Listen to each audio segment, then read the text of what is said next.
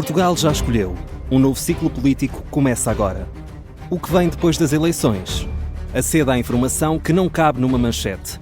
Assine hoje, com até 55% de desconto, e habilite-se a ganhar um dos 10 cartões oferta FNAC que temos para oferecer. Tudo em observador.pt.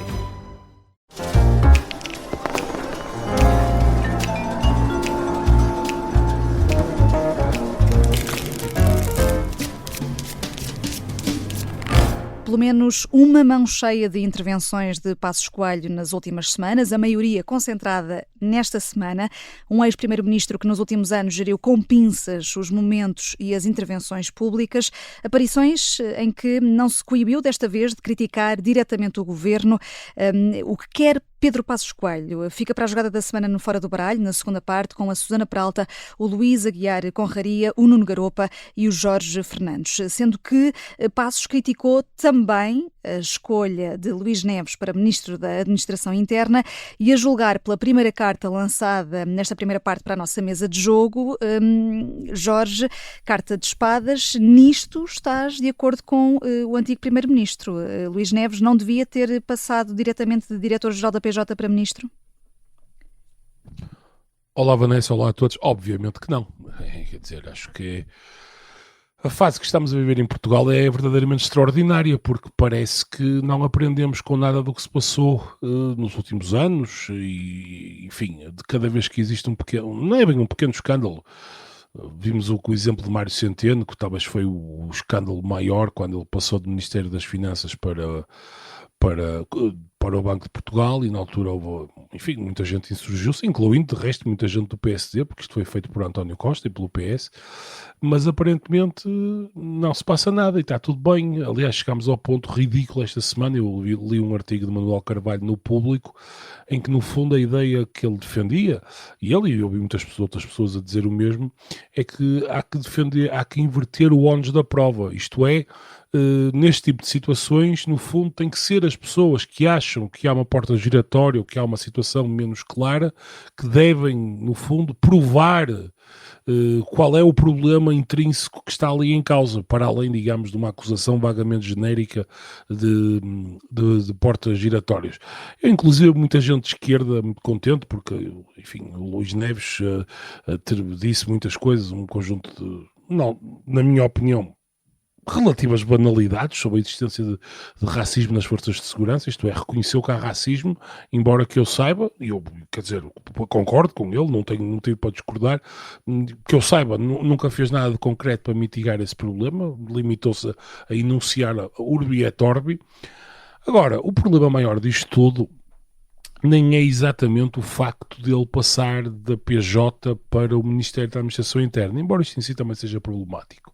Há aqui um problema muito maior, na minha opinião, que é o seguinte: o ministro Luís Montenegro, como todos sabemos, está a ser investigado por fraude fiscal pelo Ministério Público, e quem está, no fundo, a fazer a investigação do ponto de vista prático, não é? E a recolher provas, a analisar coisas, etc, etc, é precisamente a Polícia Judiciária. E o que é que acontece? Temos um primeiro-ministro que está a ser investigado pela Polícia Judiciária e que vai agora nomear o diretor ou a diretora, não sei quem seja, da força policial que o está a investigar.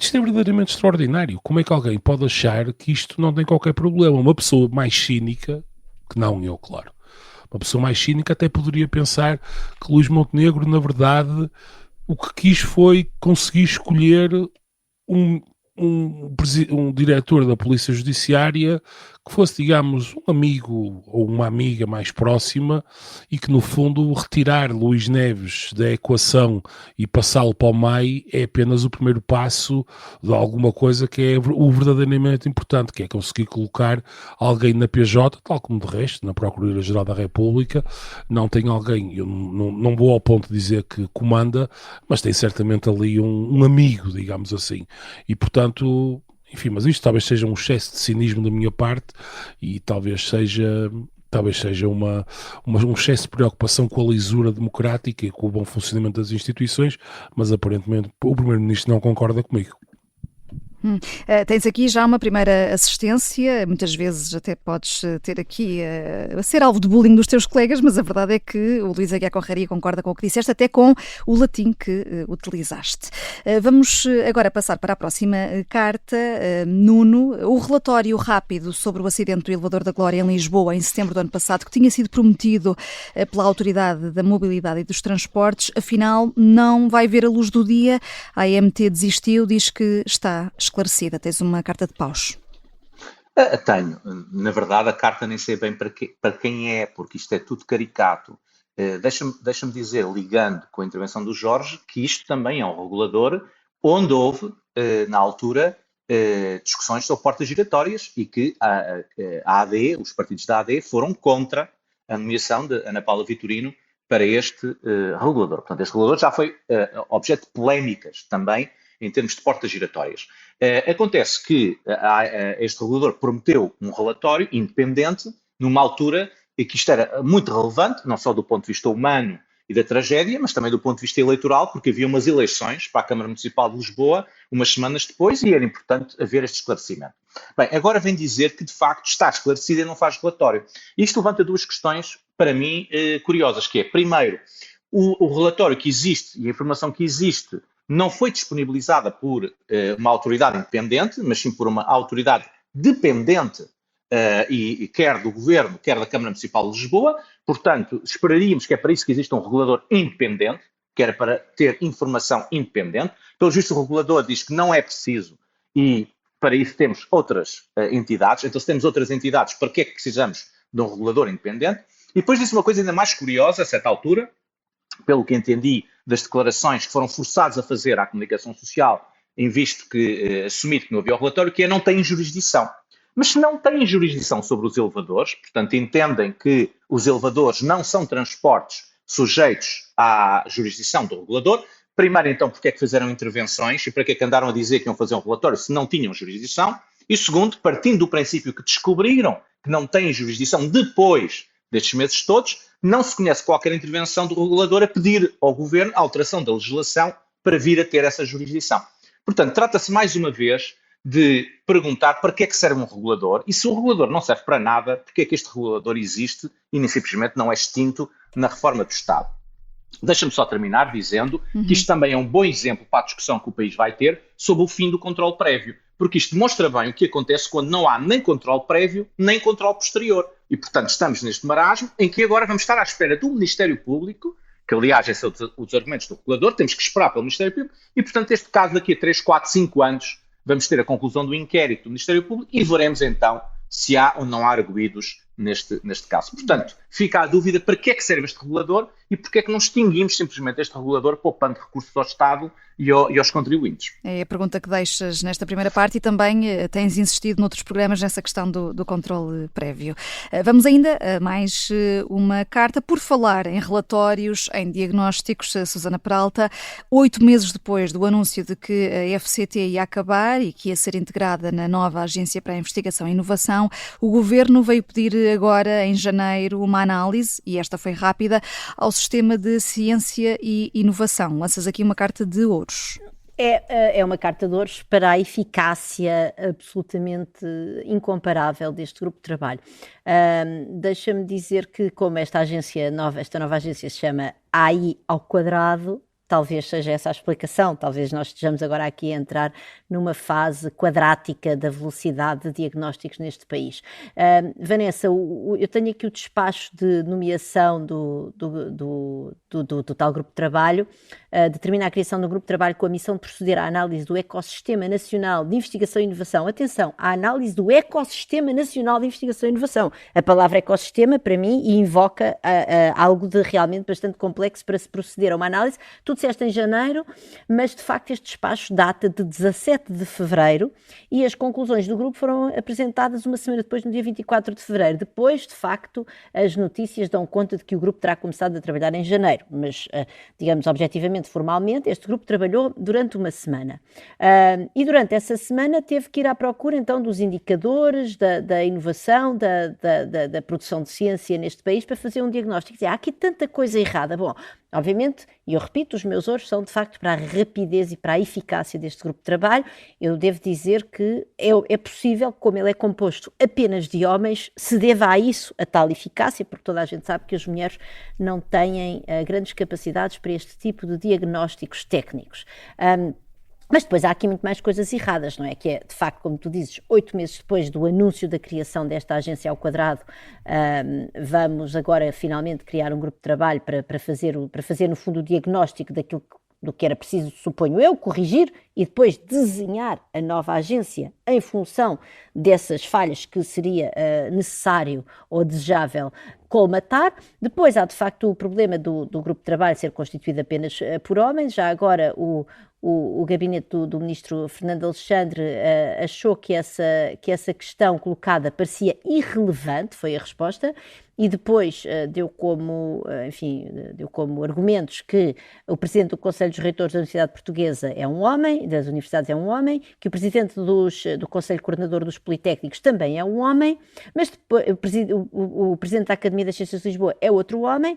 Enfim, obviamente nós podíamos imaginar que viria outra pessoa em representação dessas instituições que porventura não fosse um homem, mas depois tem aqui a FedSci, que é uma empresa muito inovadora e que é importante que tenha assento, mas também foram buscar uma empresa muito inovadora, podiam ter ido buscar outra eventualmente com mulheres, não sei, e depois tem também a Cotec também com homens. Portanto, é como se houvesse uma espécie de fatalidade na escolha das instituições e que daí decorre naturalmente que têm de ser homens. E depois houve uma escolha, essa sim, aparentemente, em que o ministro, enfim, acreditando que estas 5 pessoas que aqui estão, de facto, entram por inerência neste grupo de trabalho.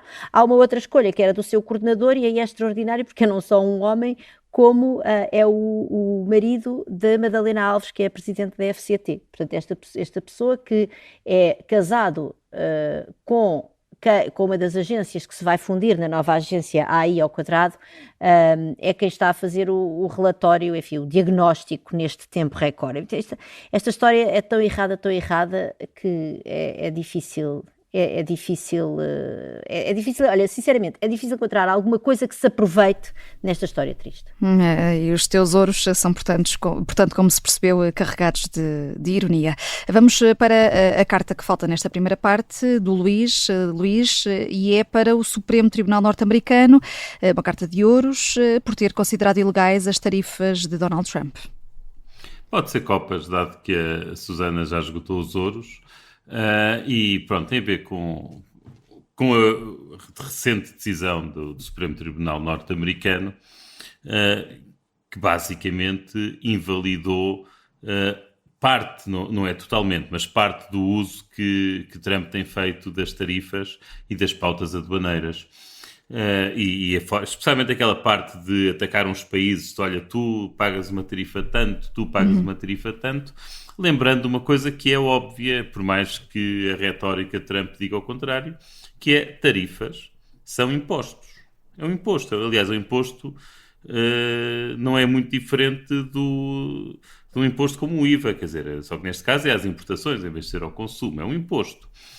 E, portanto, o Presidente da República não tem poder, portanto, para andar a subir e a baixar e a subir impostos, assim é como lhe dá na cabeça. E o Tribunal frisou isso mesmo, que não tem competência para isso. Claro, e obviamente não pode ter, não é? Portanto, isso é uma coisa que pertence aos órgãos legislativos. E, portanto, em situações de emergência, claro que há alguma maleabilidade, mas o que andava a fazer era um disparate. Portanto, eu não só fiquei contente com a decisão. Já agora foi uma votação 6-3, em que nos 6 estavam 3 mulheres.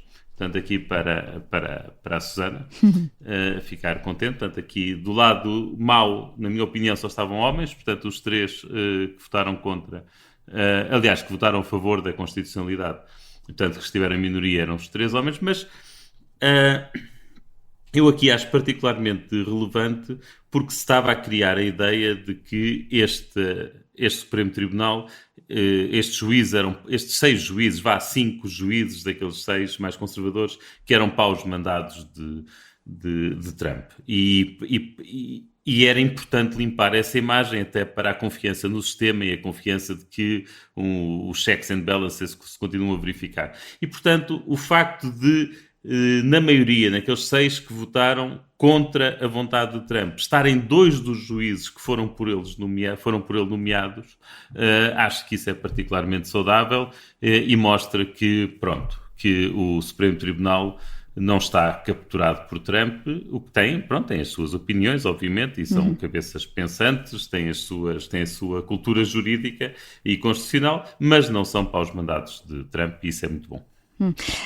E aqui os nossos 4 ases também não são paus mandados. Terminamos esta primeira parte com uma carta mais positiva. Na jogada da semana, o protagonista vai ser Pedro Passos Coelho.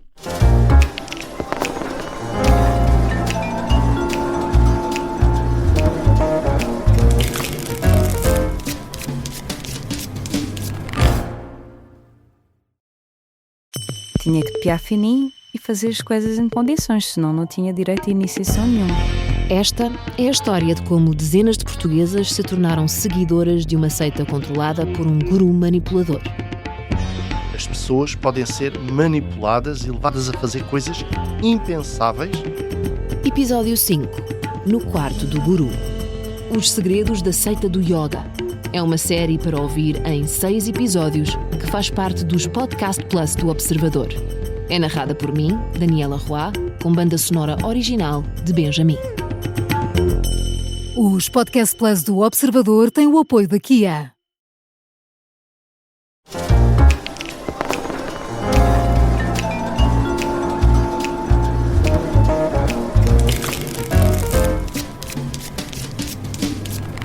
Jogada da semana no Fora do Baralho. O que é que Pedro Passos Coelho quer e logo agora? É a pergunta que muitos podem estar a fazer nesta altura. Depois de anos mais votado quase ao silêncio, quando o país passou depois à fase dos ciclos políticos curtos, esses silêncios acabaram por ser menos. As cirúrgicas intervenções públicas do antigo primeiro-ministro foram sucedendo, sempre mediáticas, mais ainda agora, quando as críticas se dirigem ao governo do PSD de forma muito direta, liderado por um primeiro-ministro que em tempos tinha sido um Delfim de Passos Coelho. Jorge Fernandes, o que é que pretende o antigo primeiro-ministro, logo agora que tudo parecia indicar que Luís Montenegro ia ter alguma estabilidade durante algum tempo, quiçá um horizonte de 3 anos? Passos Coelho quer ser aqui um senador que quer ser ouvido, quer fazer uma generosa consultoria gratuita, como diz Miguel Relvas ao Observador, quer pôr os nervos em franja a Luís Montenegro, uma refundação da direita, posicionar-se para ser o próximo primeiro-ministro. Quer o quê? Tudo isto junto? Porquê agora? A resposta é que não sei, sinceramente, porque Passos Coelho, vamos ver, Passos Coelho é verdade que ele tem gerido o silêncio, o que diz, digamos assim, de forma muito estratégica, e tem falado muito pouco, e a única indicação verdadeiramente que nós temos neste momento é que, ou 2 indicações se quisermos. Em primeiro lugar, ele tem falado mais vezes, indiscutivelmente, e esta última intervenção foi particularmente contundente. Portanto, ele tinha intervenções que eram genéricas e que, enfim, poderiam ter múltiplas leituras, mas esta intervenção, ele disse inequivocamente a Luís Montenegro, não sei se o chegou a nomear pelo nome, mas foi claramente. Ele disse, o primeiro-ministro, etc. No fundo foi, é preciso fazer reformas, se não houver reformas não vale a pena governar, e se o primeiro-ministro acha, e ele até falou da reforma, no exemplo que ele deu foi da legislação laboral, e se o primeiro-ministro acha que existe, no fundo, apoio social e uma coligação suficientemente forte no país de apoio às reformas, e se essa coligação não está refletida no Parlamento, então deve ir para eleições para conseguir ter uma maioria. Bom, eu acho, à luz disto, é evidente que Passos Coelho não quer ser apenas um senador, e há aquilo que nós sabemos ou julgamos saber, aquilo que é dito há muitos anos por muita gente em redor dele, e gente, enfim, não sabemos se está autorizada a falar ou não, ou em que medida é que ele põe essas pessoas a falar, porque eu acho perfeitamente possível. O que sabemos é que Passos Coelho não tem interesse em candidatar-se a Belém. De resto, no fundo, rejeitou essa ideia, quando até havia algumas pessoas que estavam a movimentar-se nesse sentido. Portanto, tivemos eleições há pouco tempo e ele não fez nenhum tipo de movimentação para sequer ponderar, ou pelo menos publicamente, uma candidatura a Belém. Porque o foco pode não estar em Belém, mas sim... Pois é isso, quer dizer, e por outro lado, Passos Coelho, há muita gente que diz que ele saiu no fundo entalado, isto é, saiu ele saiu sentindo-se injustiçado, não só pelo que aconteceu em 2015, mas acima de tudo pelo facto de não ter tido a oportunidade de governar em tempos normais, isto é, ser primeiro-ministro. Pensa ele, quer dizer, que a ideia e o programa de país que ele tem e a ideia de país que ele tem, ele deveria ter a oportunidade de tentar implementar essa ideia de país numa altura em que não estivesse sob, no fundo, a coação da Troika e, portanto, o país estivesse num período normal e ele então teria a oportunidade de voltar e ser a pessoa que iria implementar o seu programa de governo. Há dois equívocos que eu acho que Passos Coelho tem, na minha opinião, que é, eu acho que ele opera sob um equívoco na ideia de que o país quer reformas. O país não quer reformas. O que Montenegro está a fazer é exatamente aquilo que António Costa fez, sem tirar nem pôr, mas quer dizer, a ideia de Passos Coelho que há uma coligação no país social, política, económica, que quer reformas no sentido que ele pelo menos as apresenta, não é verdade, simplesmente. Mas quer desviar Luís Montenegro de vir a ser um António Costa 2.0? Não, mas Luís Montenegro já é o António Costa 2.0. Não quer desviar, Luís Montenegro é o António Costa 2.0, navegação à vista, vai entregando pequenas benesses a grupos sociais conforme é necessário para ir governando, quer dizer, não há nenhuma ideia de país, não há nenhuma ideia de país de longo prazo. Luís Montenegro é um António Costa 2.0. Mas o outro equívoco de que ias falar era qual? Outro equívoco que eu acho que, não sei, quer dizer, ele não falou disso, mas acho que há aqui um outro equívoco que é a ideia de que se Passos Coelho voltasse, ele conseguiria de alguma maneira dar o abraço de urso e acabar com o Chega. Eu acho que houve um momento em que Ventura poderia aceitar ser, no fundo, o braço direito de Passos Coelho ou coligar-se com ele sendo um partido júnior, muito notoriamente mais pequeno. Eu acho que neste momento Ventura já está noutro patamar de ambição, ele, não só dele já próprio ser primeiro-ministro, e pode não precisar de Passos Coelho. Eu acho que o momento em que Passos Coelho poderia vir e, no fundo, neutralizar o Chega, se calhar já passou. E Ventura, se pensasse coligar-se com Passos, seria muito mais numa lógica de pares, digamos assim, de pares, e não de ele ser uma pessoa júnior e Passos ser o sénior e claramente a pessoa mais importante nesse eventual governo. Nuno, gostava de te ouvir sobre esta ideia deixada pelo Jorge, se esse momento de neutralizar o Chega já passou e se a instabilidade pode vir nos próximos tempos dentro do próprio PSD, como diz José Luís Carneiro. Bem, penso que aqui são duas questões. A questão de neutralizar o Chega, no sentido de que o Chega não atinja um patamar de votos que o coloca em posição de ambicionar ser o partido mais votado. Esse momento, neste momento, passou. Não quer dizer que daqui a 5 anos esse momento não regressa. Neste momento as sondagens indicam que o Chega está empatado com a AD e com o PS e, portanto, tudo ali à volta dos 25%, e, portanto, parece-me evidente que neste momento a relação que o Chega venha a ter com a AD, com uma liderança de Passos Coelho, evidentemente será de par, não será de subordinado. Agora, a questão da estabilidade, aí aqui sim há dois pontos que me parecem curiosos. Primeiro, é evidente do ponto de vista do Partido Socialista, interessa empurrar o ónus da instabilidade para o PSD, porque todos percebemos que se a legislatura não chegar até ao fim, vai haver acusações entre os vários partidos quem é que criou o problema, como aliás aconteceu nas eleições de 2025 e nas eleições de 2024, porque há esta ideia na política portuguesa de que os eleitores penalizam o partido que cria instabilidade. Acho que isso, por acaso, não corresponde à verdade, mas é uma percepção que existe e, portanto, os partidos tentem fazer isso. Agora, aqui há uma questão concreta, é que eu não vou querer adivinhar o que é que Passos Coelho quer fazer ou não quer fazer. Agora, sei que na política portuguesa dos últimos 50 anos, as únicas 2 vezes em que dentro de um partido se tentou depor o primeiro-ministro, estou-me a lembrar de Pinto Balsemão em 1981 e 82, em que havia o grupo onde estava Cavaco Silva, que tentou afastar Pinto Balsemão da liderança do governo, e depois mais tarde Cavaco Silva, em relação a Santana Lopes, com os seus célebres artigos da má moeda, que tentou afastar Santana Lopes, isso acabou mal para o PSD, ou seja, acabou mal para o partido que estava no governo. Portanto, se o objetivo de Passos Coelho, ou do grupo de Passos Coelho, é de alguma forma levar à admissão de Montenegro, isso eventualmente vai acabar mal para o PSD, não vai acabar mal nem para o PS, nem para o Chega, e portanto tenho alguma falta de realismo aqui, na minha opinião, em pensar que é possível substituir o Primeiro-Ministro em funções sem uma crise profunda no partido que apoia esse Primeiro-Ministro. A Susana Passos Coelho pode estar a ajudar ou a desajudar o PSD e também eventuais maiorias de direita? Eu acho que ele está, obviamente, a desajudar. Quer dizer, ele não...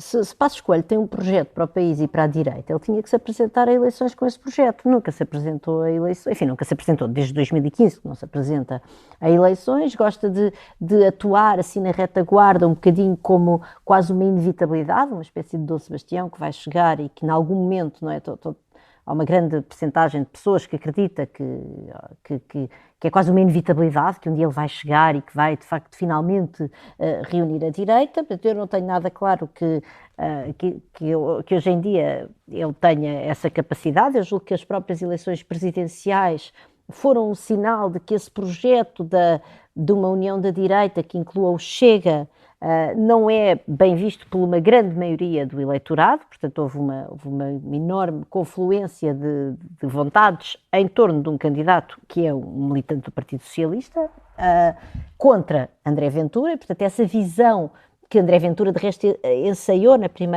no seu discurso da primeira volta, não é? Da noite da primeira volta, quando disse há uma maioria sociológica e política de direita no país e o candidato da direita na segunda volta sou eu. Não correu bem, o candidato que seria unificador, mas que não conseguiu. Seria unificador, não foi, e Passos Coelho, que partilha dessa visão de uma direita que inclua o Chega e que, portanto, forma uma maioria de direita no país, eu acho que ele recebeu um sinal claríssimo nestas eleições, que esse projeto político dele não tem futuro. Ele poderá depois encontrar outros, não sei, mas mais uma vez é muito difícil validar os putativos projetos políticos de Passos Coelho se ele nunca se apresenta a eleições e anda sempre assim na sombra a mandar umas bicadas. E, portanto, depois eu também tenho alguma dificuldade em perceber este discurso de que o governo tem que ser mais reformista, porque, quer dizer, aqui no Fora do Baralho somos um bocado os chatos de serviço com esta conversa. Este governo é altamente minoritário, mesmo o grande ensejo da reforma laboral, rapidamente André Ventura, quando percebeu que aquilo não era popular, virou o bico ao prego e disse que já não era a favor da reforma laboral. Portanto, o governo vai implementar. Como é que Passos Coelho quer que Luís Montenegro implemente reformas? Reformas, era preciso que Luís Montenegro tivesse reformas no bolso, mas vamos imaginar que tinha. Como é que ele as vai implementar? E se Montenegro não tem essas condições para implementar as reformas, o que é que na cabeça de Passos Coelho leva a crer que ele teria? Quer dizer, isto parece-me tudo digamos, uma espécie de matriosca de cenários na cabeça de Passos Coelho e do círculo que o rodeia, mas que não tem adesão nem à realidade do país, nem à realidade política do país, nem nada. E, portanto, eu acho que ele não sei, ou então ele de facto tem um problema pessoal grave com o Montenegro, é possível, eu admito que assim seja, e está a querer minar-lhe o futuro político, mas de facto, sem, como diz o Nuno, com um risco grande para o próprio futuro político do partido. Do próprio PSD. Luís, o que é que pensas disto tudo e desta falta de clareza de Passos Coelho, porque andamos todos aqui a tentar perceber o que é que quer dizer, o Chega que pode vir a ganhar com isto depois? Bem, eu não sei se o Chega ganha, mas acho que isto mostra uma certa cobardia de Passos Coelho que eu não lhe conhecia. Deixa-me começar por fazer alguns comentários. Primeiro, é evidente, neste momento não será, mas até há pouco tempo era muito evidente que se Passos Coelho quisesse ter sido líder do PSD, que teria sido líder do PSD, e também é perfeitamente óbvio que se quisesse ter sido o candidato da direita às eleições presidenciais, o podia ter feito. E seria e unificaria a direita, depois teria mais 50% dos votos ou não sei, isso os portugueses depois decidiriam. Eu penso que não, mas não sei. E, portanto, de facto, custa perceber o que é que ele quer. Até há um ano, tudo bem, porque as intervenções dele eram tão esporádicas, pronto, aquilo era mais só para dizer que ainda estava vivo. Mas neste momento já é uma insistência tal que parece que ele quer alguma coisa, mas se ele quer alguma coisa devia ter atuado na altura de vida. Não é quando o seu partido está no governo e obviamente que ninguém vai agora correr com Montenegro para substituir por Passos Coelho. Portanto, é difícil perceber o que quer. Isto é um ponto. Segundo ponto, esta questão das reformas. Quer dizer, eu acho que também é preciso uma certa lata. Ele teve maioria absoluta durante 4 anos e uns meses. teve maioria absoluta. Teve uma brutal crise em Portugal, onde muita coisa lhe foi permitida.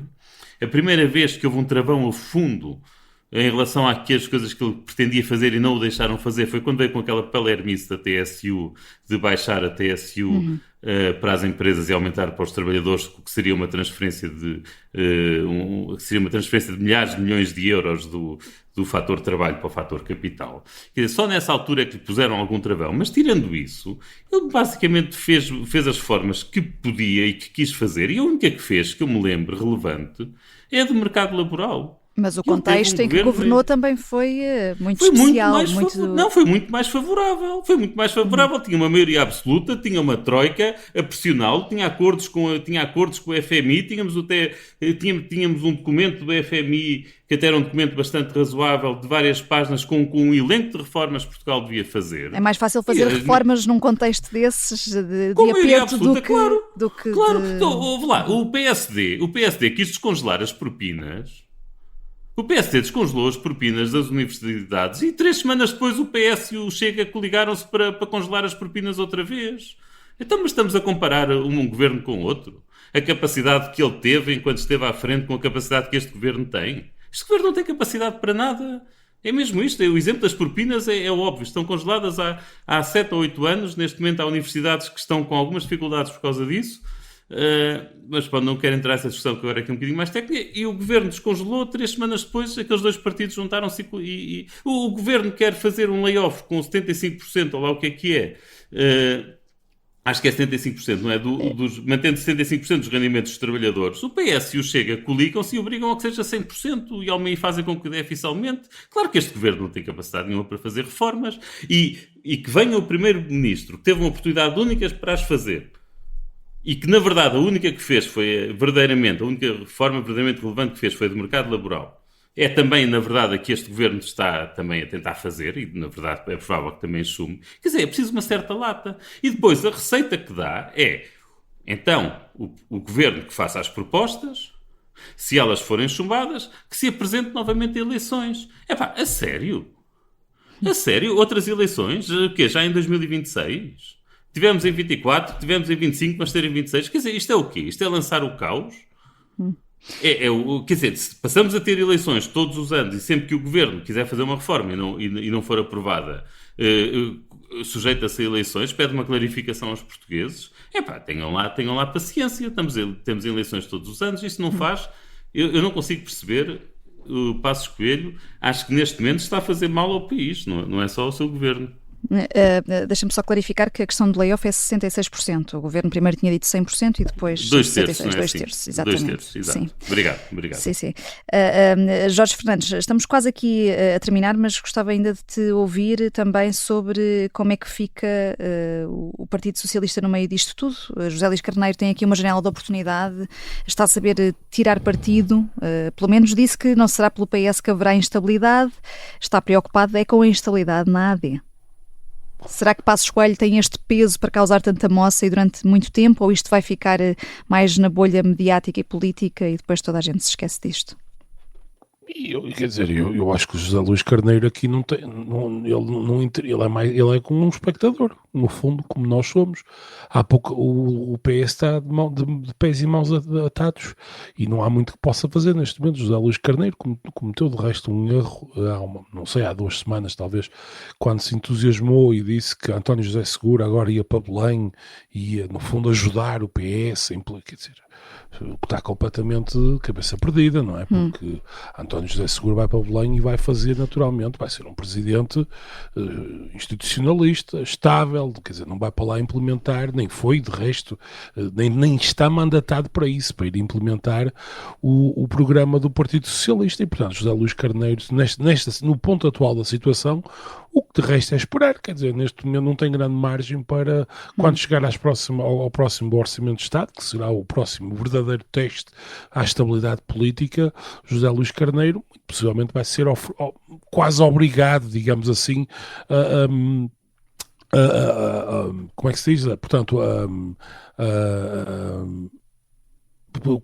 já Luís Carneiro vai ser obrigado a votar que sim, quer dizer, até porque eu já vi esta semana, penso que foi o Hugo Soares a dizer que o PSD vai privilegiar o PS nas negociações para a nomeação da substituta ou do substituto para a Provedoria da Justiça, o que significa que é uma indicação clara que o PSD está claramente, no fundo, a privilegiar o PS enquanto parceiro e também à luz do que foram os resultados das eleições presidenciais, em que eu penso que na cabeça do PSD há a ideia de que o Ventura e o Chega chegaram ali e não conseguem subir muito mais do que aquilo.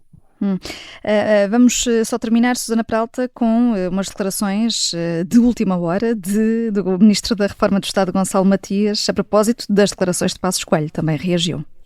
Sim, isto no fundo mostra que nós estivemos aqui enganados durante estes 40 minutos do nosso programa, porque de facto o Ministro Gonçalo Saraiva Matias, embora é preciso também dizer, apenas na parte em que Pedro Passos Coelho se refere a nomeações, enfim, vamos dizer, dúbias para cargos na administração pública e no aparelho do governo, ele diz o seguinte: quanto às declarações do Dr. Pedro Passos Coelho sobre a questão do Estado e das nomeações, ele pensa ao Ministro que ele estava a referir-se aos 8 anos de governação do Partido Socialista. Portanto, de facto, parece que afinal Passos Coelho não quer meter o bico na governação do PSD. Deixa-me só dizer mais uma coisa. Muito bom.